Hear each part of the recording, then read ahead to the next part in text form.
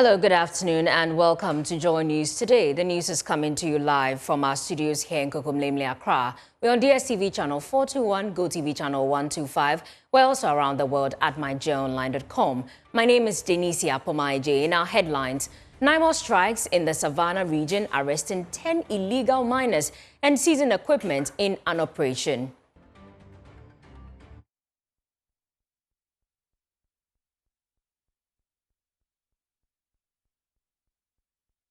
He spent 19 years in prison for a crime he did not commit. The Supreme Court awarded him 800,000 Ghana cedis in compensation, but 6 months on, he's still waiting for the money. We'll speak to his lawyer.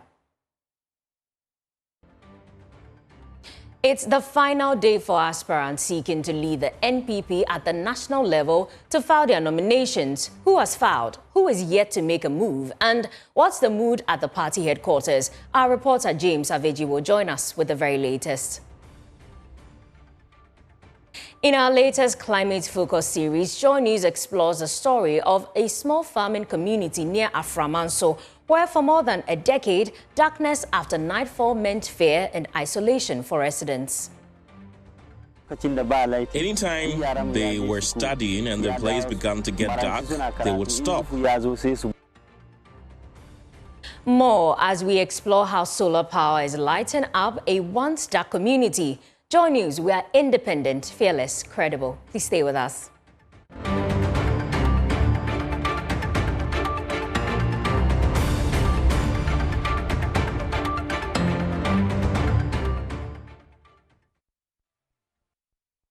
Welcome, it's an absolute delight to have you. 10 illegal miners have been arrested and heavy mining equipment, firearms and other logistics seized in a major anti-illegal mining operation conducted at Pali near Gbiyiri in the Sola Tuna Kalba district of the Savannah region by NAIMOS, the Northern Command of the Ghana Armed Forces and the Ghana Police Service. Erastus Asaridonko reports. Sola Tuna Kalba district lies along the Black Volta corridor, an important water resource whose protection remains critical to communities and ecosystems within the area.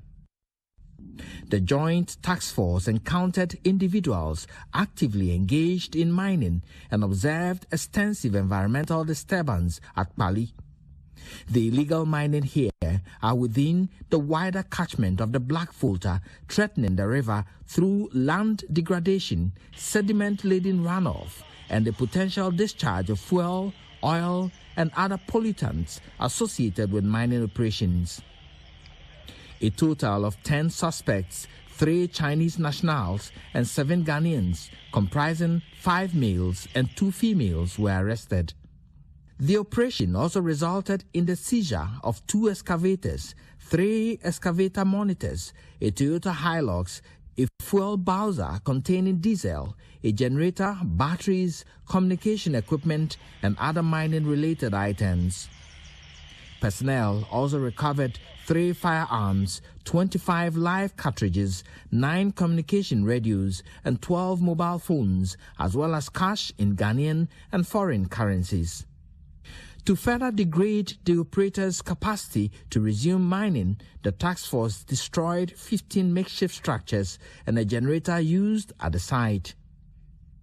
The suspects and relevant exhibits have been handed over to the Savannah Regional Police Command in Damongo for further investigation and appropriate legal action.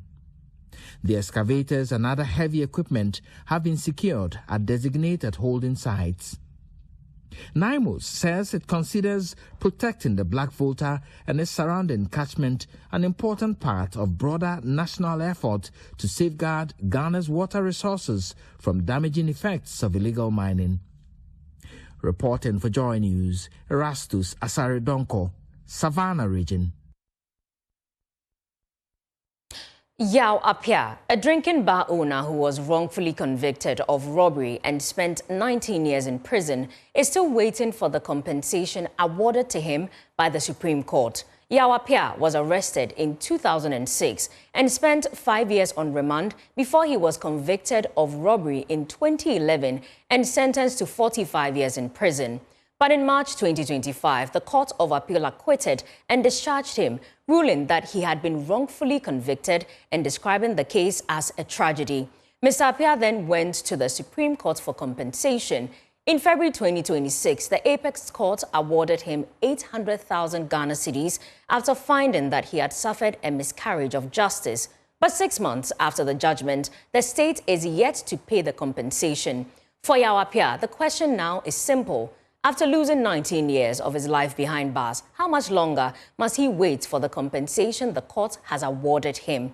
Let's speak to his lawyer, Claudia Coleman. Thanks for joining us, Claudia. So, 6 months after the Supreme Court awarded 800,000 Ghana cedis, why has Yaw Appiah still not received the compensation?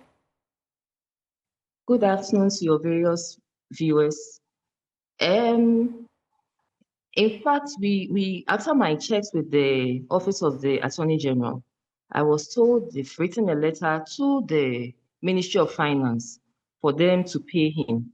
But up till now, we've not heard anything from him, from the ministry. So we are still waiting. Okay, so what exactly is the explanation the state has given for the delay? The state has done their work. It goes in stages. So after the court gives an order, the registrar of the court has to certify and send it to the Attorney General for them to do their work and send it to the Ministry of Finance. But the Attorney General's departments are done with their work. So now we are waiting for the Ministry of Finance to also do their work and pay my clients accordingly. Okay, so who exactly is responsible for the processing and releasing of the compensation?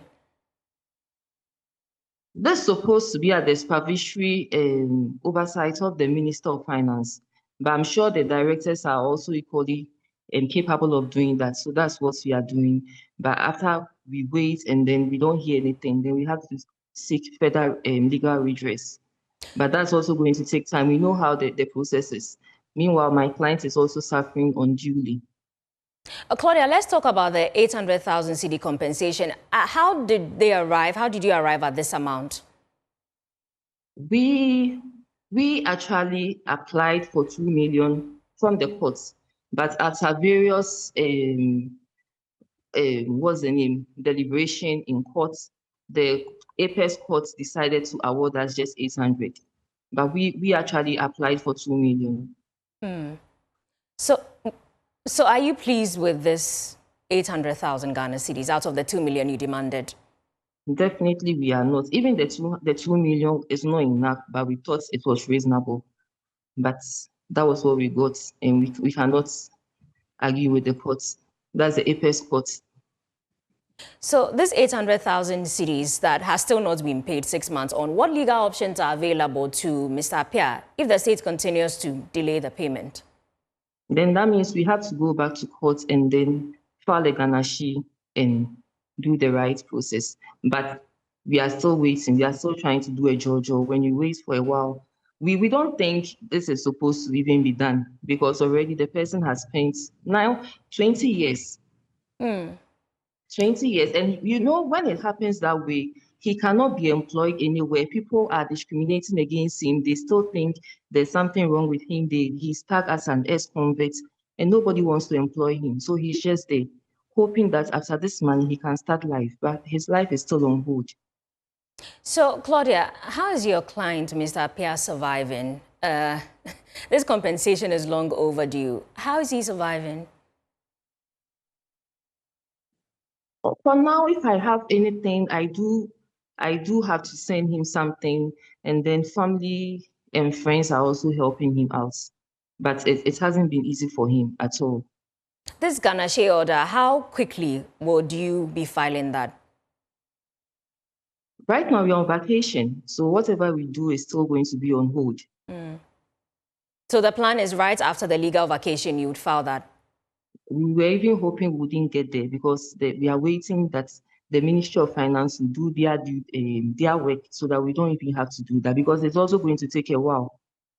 All right. Thank you, Claudia, for joining us. She's counsel for Mr. Appiah. Now, a coalition of teacher unions is playing war drums, threatening to lay down their tools if the government fails to place newly promoted teachers on their appropriate salary scales by close of work on Monday, August 31, 2026. The unions say the threat follows a directive from the Comptroller and Accountant General's Department, which they claim contradicts an earlier assurance by the Ghana Education Service (GES) to implement the automatic promotion system by August. Speaking at a media briefing in Accra, General Secretary of the Ghana National Association of Teachers, Thomas Musa, urged the government to immediately resolve the challenge by Monday or face industrial action. The teacher unions, we have no option than to make it clear that the automatic promotion of teachers or placement of teachers on the required grade as where they should be on the promotion as of the results that came out, they should be put on the respective scales by close of work on Monday, 31st August 2026, as promised by the Ghana Education Service. Failure to do so, whatever happens thereafter, His Excellency to hold the agency heads there responsible. We, the teacher unions, we cannot restrain any teacher from that particular day. We are saying we have done all within our power to make sure that this matter is resolved, but to no avail. And that is where we are. Teachers, this is the information we have for you.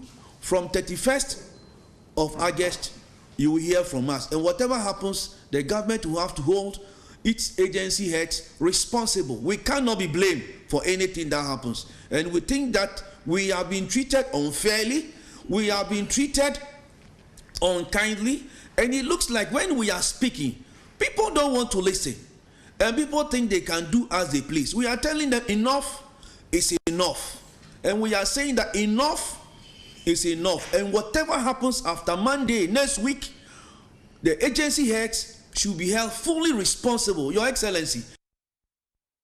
For the president of the Pre-Tertiary Education Teachers Association of Ghana, Ken Ali Awudu, and the president of the Ghana National Association of Graduate Teachers, Jacob Anaba, the treatment meted out to the affected teachers is very unfair, and the government must act immediately.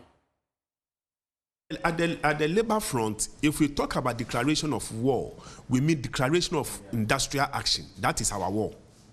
And the arsenals before us are like nuclear weapons. You don't just unleash it, because if you unleash it, it causes a lot of damage.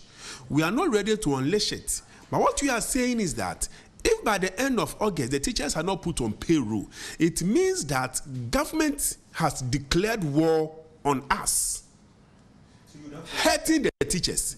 So we have to defend ourselves. The situation is that our constitution that we all uphold to, 1992, Article 190, states that we have public services, and there are about 19 of them.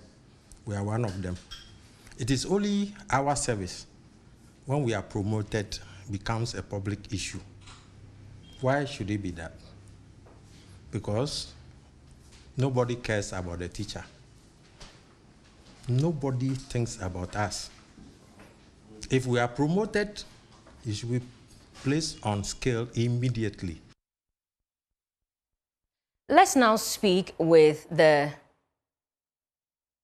Oh, okay. We would have been speaking to the president of Teachers Association on that story, but we'll bring that back to you in our subsequent bulletins. Let's move on to Parliament. Minority Leader Alexander Fenyumakin has issued a stern warning to new Majority Leader James Agalga, cautioning him against any attempt at infiltrating the NPP caucus in the House. Now, late last night, James Agalga, the Busa North MP, officially took over from Mahama Yariga as Majority Leader, following the appointment of the Boko Central MP as local government minister. Delivering his welcome remarks to his opposite colleague, Alexander Fenyumakin reflected on his relationship with the former majority leader and said he will continue to be collaborative with the new leader and not be an obstructionist, but will always hold the government's feet to the fire. I respect him for his own forthrightness and a man who does not hide his feelings. Hardly would you get people like that. You work with somebody, you work with a person, and the person hides all his cards. It's difficult. But Mahama would tell you that, Alex, I'm not happy with you today. And it is what it is. So I'll miss our friendship, this direct relationship. But I know that at the ministry is another opportunity to serve your nation. Patience and industry has elevated you to this high office, leader of the house. I've been there before. It's a very hot seat. You can at times be lonely. It's a lonely life. You would have to endure when everybody else says otherwise. You know the truth, but you can't speak the truth. However, the man up there, seated in the east of this honorable house, oftentimes when I feel lonely, I say to myself, but he survived. You can find in me a good friend.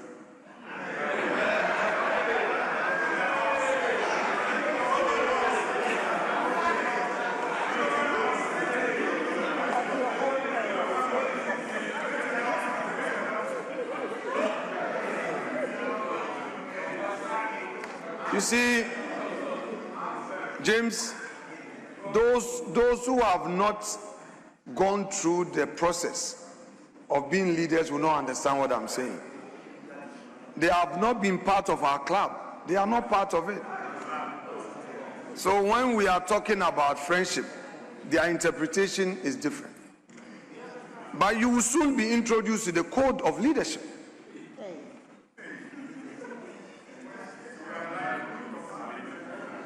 And I'm saying that you can find in me a friend. My job is not to obstruct you. My job is to offer a different lens to things you may not see. So don't be worried at all. My job really is to turn this minority into majority. That really is my job. But please, James, as you come, don't attempt to infiltrate my back. In response, new Majority Leader James Agalga assured the minority that he will carry them along, but only on condition that government business doesn't suffer in the House. I'd want to assure Honorable Afenyo-Markin and the entire minority bench that my approach in this House would hinge first on consensus building. I mean, we can make compromises as and when necessary. And I assure you, I'll give it to you.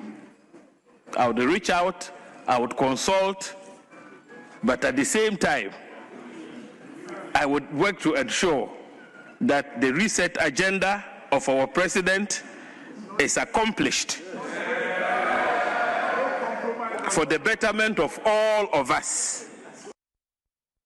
Now, here's how Mahama Ayariga handed over his seat to the new Majority Leader. You've done the hugging and the rest.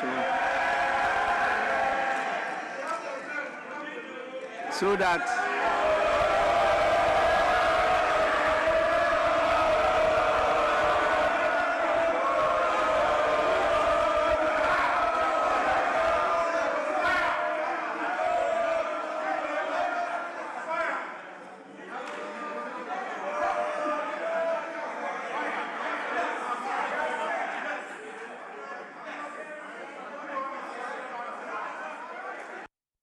Well, here's what Mahama Ayariga, the outgone Majority Leader, had to say. Is that democracy will continue to depend on this very House. And I urge colleagues to take the assignment of deepening democracy very seriously. I am leaving as Majority Leader, but I'm not leaving as Member of Parliament. I will still remain a member of parliament, a member of the majority caucus, and I believe that I will always be here to support and guide the new leader and to support the entire House to achieve its objectives. I am going to the Ministry of Local Government, Chieftaincy and Religious Affairs. I want to thank this House for giving the prior approval needed under our Constitution for anyone to be appointed a minister by the President. Away from Parliament, let's head to the NPP headquarters. Over 30 aspirants have filed nominations with just one day to close of filing of nominations in the New Patriotic Party National Executive election. Aspirants in the last 6 days have sent messages of reorganization for Victory 2028. First, listen to former Member of Parliament for Subin, Eugene Boachi Entry, who insists that the party currently needs an honest candidate to instill some discipline to win the December polls. I've consulted widely, met with the Council of Elders and other senior members of our party, including the former Speaker, Right Honorable Professor Aaron Michael Quay. The message is clear. The party is going to go for national elections to help steer the affairs of this party and to ensure that His Excellency Mahmoud Bawumia is sworn in as the next president of our republic. That is the message. And the party people, the party executives, kept reminding me when I visit them in their communities. And they see in me as a man who will come and instill discipline in our party, as a man who will come and ensure accountability in our party, as the man who will be honest with party executives and the leadership of the party. In all sincerity, what is your own assessment of the outgoing executive? What needs to change in the leadership of the party if you want power in 2020? That is not for me to judge. It's for delegates to judge. I've told the delegates on the ground why they have to effect that change. So the reasons have been given to them. What have you been telling them on why? It's a matter. This is an internal contest, so I would like to reserve my comment on that. Thank you. What are your key messages, strategies to the delegates apart from your experience? I think for the last 1 year, you've been hearing me talking about the unite message. Unite the party, nurture the grassroots, innovate our systems, train our people, and empower them, expand the base of our party. That's been my message. So it's the same unite message that's taking me around the country. What level of support have you been enjoying from the delegates when you speak to them? I said that. It's just overwhelming. You just have to wait till the 3rd of October, and you see the real polls in Subin on the 3rd of October. Well, my colleague James Aveji joins me live from the NPP headquarters via Zoom. James, a member of Eugene's team, Frances Isiam, has gone hard on the current leadership. What has she been saying?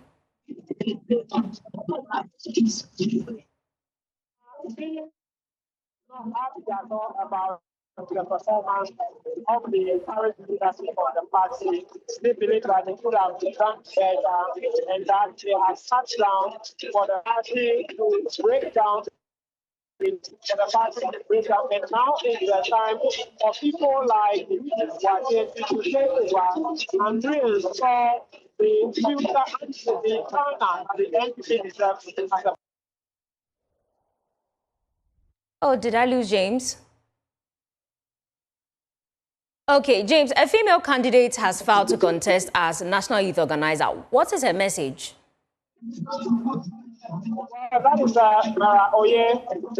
She is the only female candidate among the 6 entire total number of people contesting who are national youth organizers for the party.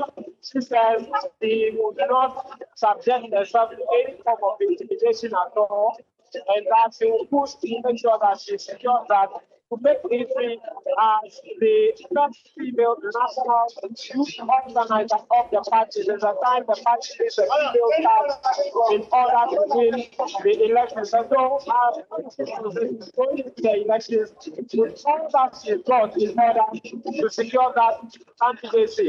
If you see behind me, those are supporters of former former member of parliament for constituency, Sylvester Churchill, who has just finished the process, and President Biden is speaking to the party members, and his message is simple. It is time the party decentralize its concentration. The party must not sit there in a crowd and say that everything is all right. So this will go down. His message is to try things like registration and to the grassroots so that they can work together to secure victory for the party in 2028. Please, now we have to all right, thank you so much, James, our man on ground at the MPP headquarters, bringing us the very latest on the filing of nominations away from MPP. For more than a decade, nightfall in a small farming community near Aframso meant fear, silence, and darkness. But today, solar light is changing that story, bringing safety, learning, and climate-friendly development. Mahmoud Mohammed Nuruddin has more on this week's episode of Climate Focus.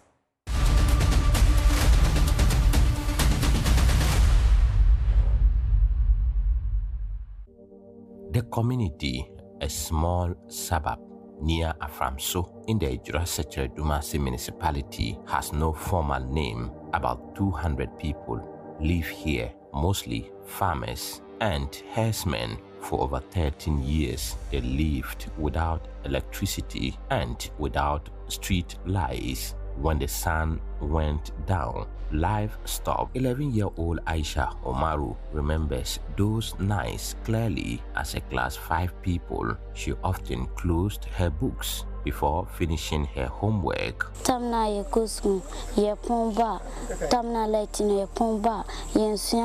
Children struggle to learn. Women cook quickly and stay indoors. At night, residents fear snakes, thieves, and accidents. Community life disappeared after sunset. Abubakar Garba is a resident.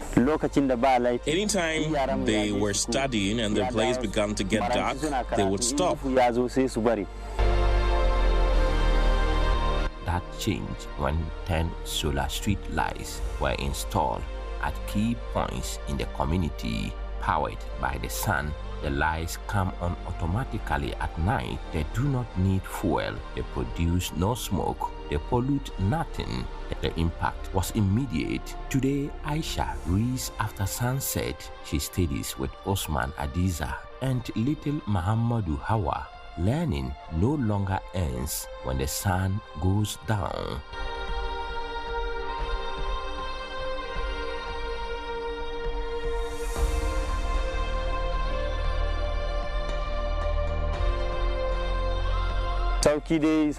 Relief has come. They can study at night and during the daytime. People now walk freely. Farmers return home safely. Life has returned to the night. Beyond safety and education, the solar lights are also protecting the environment. By using the solar lights, Ali Zakari is the assembly member for the area. In the night, the children can learn. Secondly, their animals too are free from thieves now. Moreover, the people here too are enjoying the light. When we came here, or the last time we came here at around 10 p.m., they were all sitting outside their homes. The solar lights were provided by Hearts of Mercy, a Belgian non-governmental organization supporting clean energy in hard-to-reach communities. For Aisha, solar lights means more time to study. For the community, it means safety. A report by Mohammed Nuruddin.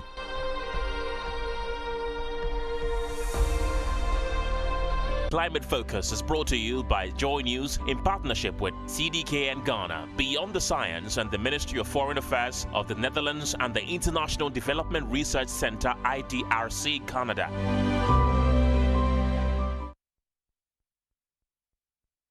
We take a break here on Joy News. Today we have Showbiz next. Stay with us.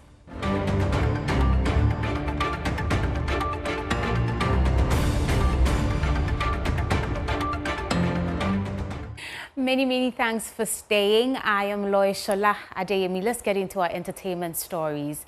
Now, 5 years after the Golden Boy, Kiddy is back with the question, where do we go from here? The Ghanaian singer has officially released his third studio album, a 15-track project featuring Sarkodie Lasmith, Ara the J and Kwesi Arthur. After recording about 40 songs and narrowing them down to 15, Kiddy says the project marks the next chapter of a musical journey spanning a decade. What do you mean you're not ready? 5 years after the Golden Boy, Kiddy is back with his third studio album, Where Do We Go From Here?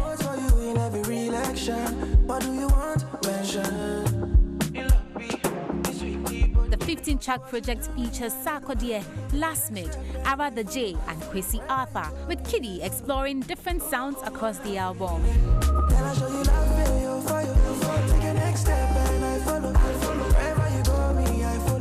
And the numbers are already moving. All 15 songs have reportedly entered Ghana's Apple Music chart following the album's release. Girl, you find out past your picture. Signature, featuring Lasmith, is leading the charge. The song had already topped both Apple Music and Audio Mac in Ghana ahead of the album's release.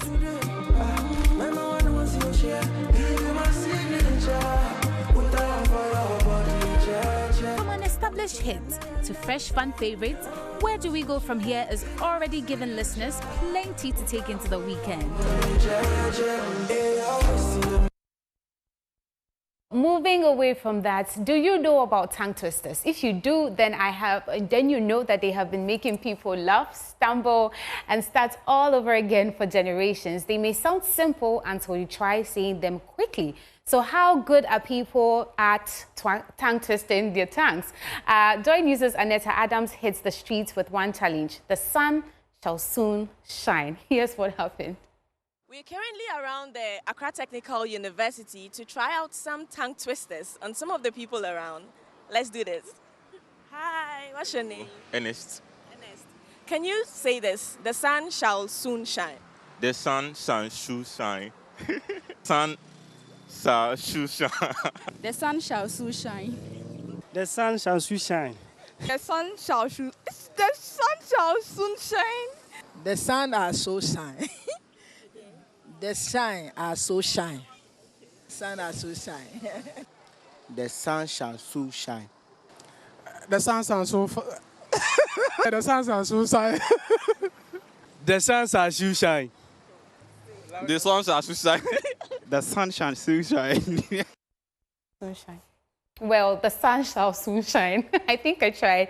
Well, that's it for Showbiz. I am Loishola Adeyemi. For more entertainment stories, please do log on to myjoyonline.com.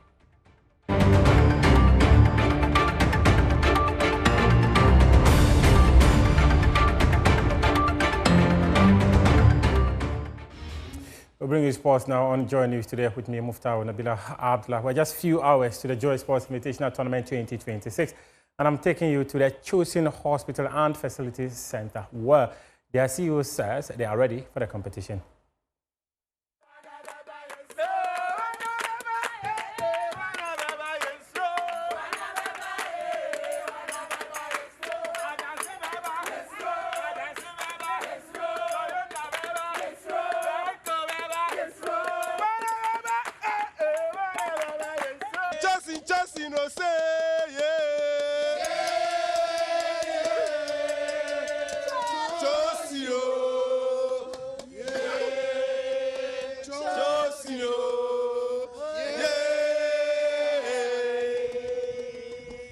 This is where life begins. Yes, yes. The Chosin Hospital and Fertility Center is the hospital of choice. Yes. CEO, talk to me about the readiness of your team for this event. In fact, we wanted to be part last year, but Pep Guardiola couldn't resign early enough to come and take us, our sports team, the football team, for this occasion. For that reason, we decided to hold on to this year. we are the reason why Pep Guardiola resigned. So that he will come and take Chosin. And we are coming. We are coming. We are coming. We are coming. We are coming. We had some people say they manufacture cars. We take care of human beings. Talk to me about why people should patronize the Chosin Hospital. Well, Chosin Hospital, as we say, this is where life begins. It's a multi-specialist hospital. We deal in all kinds of specialties, from general practice to gynecology, surgery, pediatrics, oncology, and all such like. But our main track record is the fertility service. We are well known. I mean, our service goes across the borders of this country into the diaspora. By the grace of God, a lot of people have come here with fertility challenges, and they found out that Chosin is indeed where life begins. I mean, we are very friendly. We treat you as one of us. And people come here, they feel at home. As you can see the staff, very vibrant, young staff, energetic, and they want to serve the public. And that's our customer service is top notch. Calls you. Indeed, Chosin is where life begins. Doc, are you participating in the arm wrestling or which of the events? I want to see her.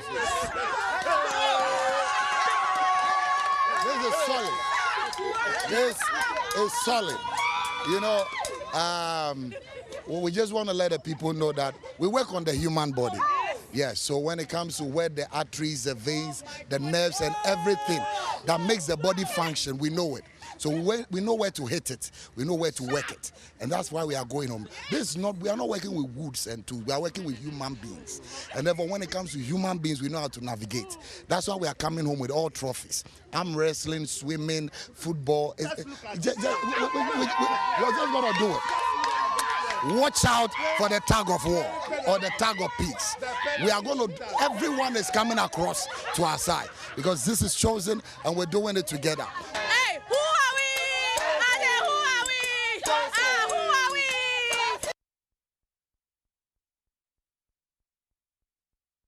And we've got some amazing prizes we'll be giving away. The female penalty kick-out winner will be walking away with a 50-inch television. The football team will be giving football watches, and you can also get a 100-inch television if you win some of the events that are going to be happening on the day. In fact, there's a voucher of 2,000 Ghana cedis as part of the prizes we are going away this year at the Joy Sports Invitational Tournament. I'm hoping Poma will show up wanting to win the female penalty shootout. Very tall, like LeBron James. So I want to play basketball. Wow. Yes. You know, I like the oxymoron in that statement. But hopefully, you will be part of the football team, isn't it? Oh, yes, yes, yes. And I hear Abla want to do the arm wrestling or the swimming. So please, I'm not here. You're not here. You're on your own. Thank you, Mufta, for bringing us sports.